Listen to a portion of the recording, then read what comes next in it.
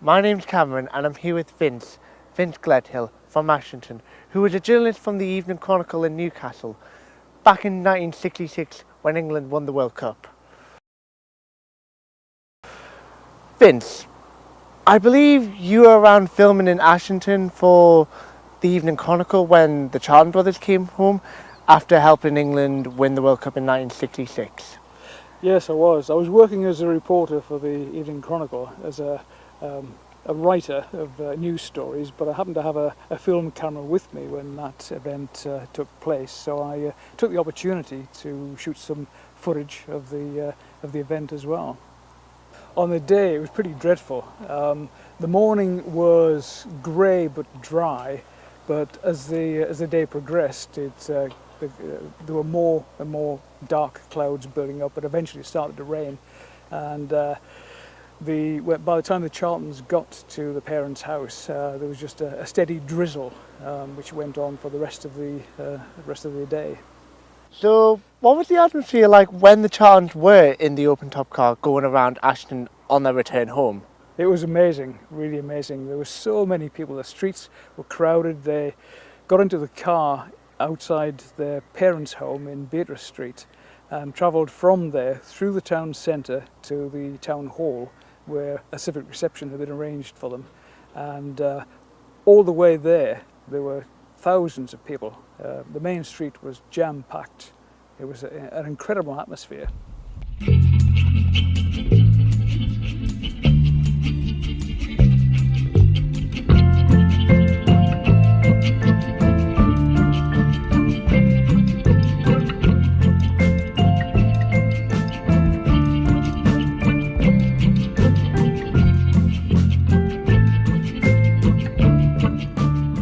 From memory, as a child growing up in the 1950s and 60s, the facilities that we had in Ashington for football were just the local clubs, the junior sides.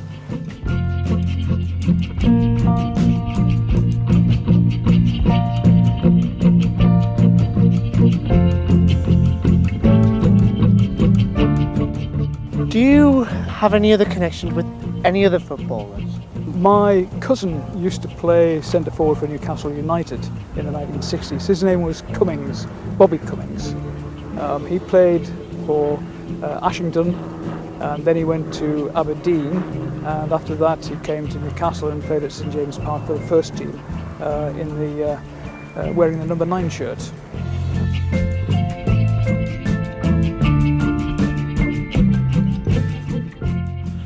What was the feeling around Ashington for, I don't know, the next 2 or 3 years after 1966?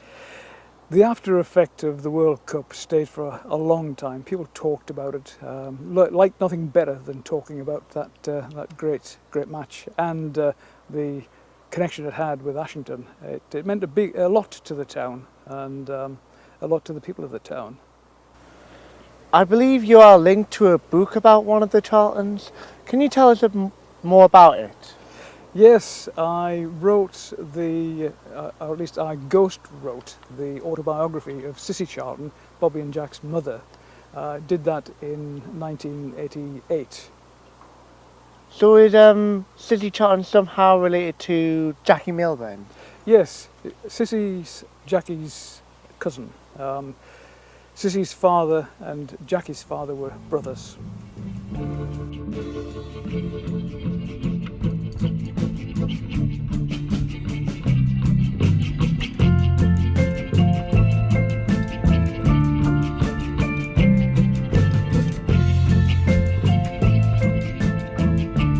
We didn't have the technology, we didn't have the mobile phones. Whenever a journalist went to a new town, the first thing we always did was note where all of the public phone boxes were, so we could telephone our story in.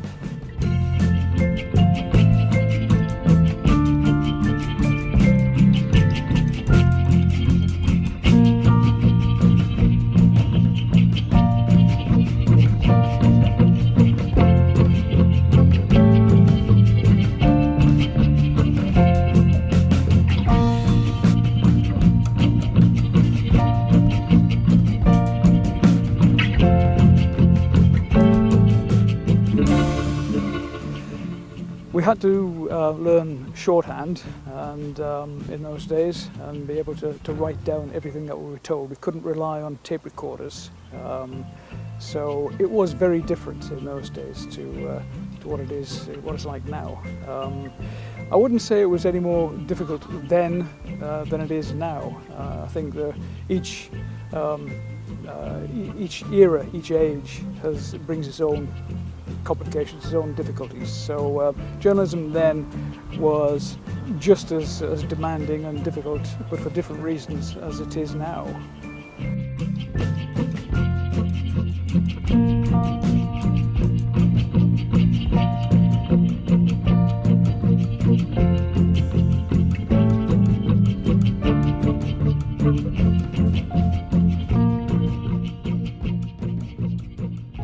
So why do you think towns like Ashington have produced so many great footballers?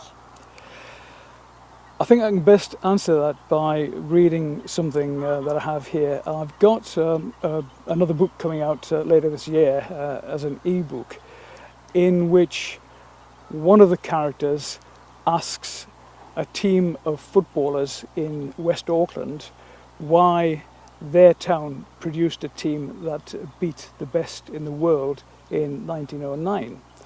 And his words say something about that subject.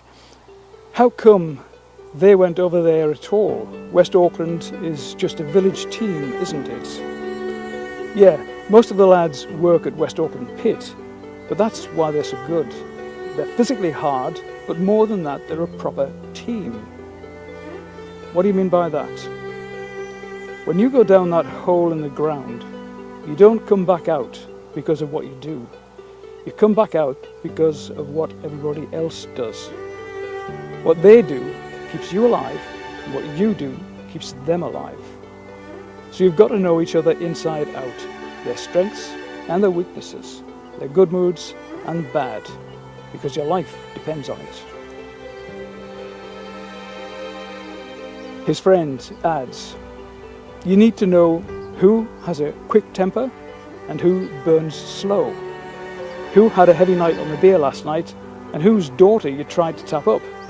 His friend adds, so when these men go onto the football field, they are a proper team.